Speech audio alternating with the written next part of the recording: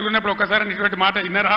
ఏ సర్వేలో చూసినా కాంగ్రెస్ జోరుంది, కారు బెజారుందని వస్తుంటే ఈసారేమో గిట్లా అనబట్టే సర్వే రిపోర్ట్లు వస్తున్నాయి కాంగ్రెస్ కు 2 సీట్ల కన్నా ఎక్కువ రావు అని. అందుకే ముఖ్యమంత్రి నిన్న నారాయణపేట సభలో ఆయన భయం, ఆయన కంపం చూస్తే ఈ గవర్నమెంట్ ఏడాది కూడా ఉంటట్లేదని మనం చేస్తా ఉన్నా. ఎవడు ఎప్పుడు పోయి బీజేపీలో కలుస్తాడో, ముఖ్యమంత్రి జంపు కొడతాడో, ఏమైతుందో. 17 సీట్లలో కాంగ్రెస్ కే 2 వస్తాయట గానీ బీఆర్ఎస్ కి ఎన్ని వస్తాయో చెప్పలేదు. బీజేపీ అక్కడికి రాని చుట్టం. బీజేపీ కోటేసినా మన మంజీరా నదిలో వారిసిన గంతే, అది ఎందుకు పనికిరాదని. మా కార్యకర్తల మీద ఉత్తపుణ్యానికి కేసులు పెడుతున్నారు, మా వాళ్ళని సతాయిస్తున్నారని పోలీసులకు వార్నింగ్ ఇచ్చిండు. ఇదా మీ పోలీస్ డ్యూటీ? ఇలా మేము కూడా లెక్క పెడతా ఉన్నాం. మళ్ళా గ్యారంటీగా బీఆర్ఎస్ అధికారానికి వస్తుంది. అప్పుడు మీ గతి ఏమైతే ఆలోచన చేసుకోవాలి. మేము అన్ని రికార్డు చేస్తా ఉన్నాం. ఎమ్మటే రుణమాఫీ చేయాలని, వడ్లకు బోనస్ ఇవ్వాలని పోస్టుల కారట్లా ఉద్యమం చేస్తారట పార్టీ తరపున.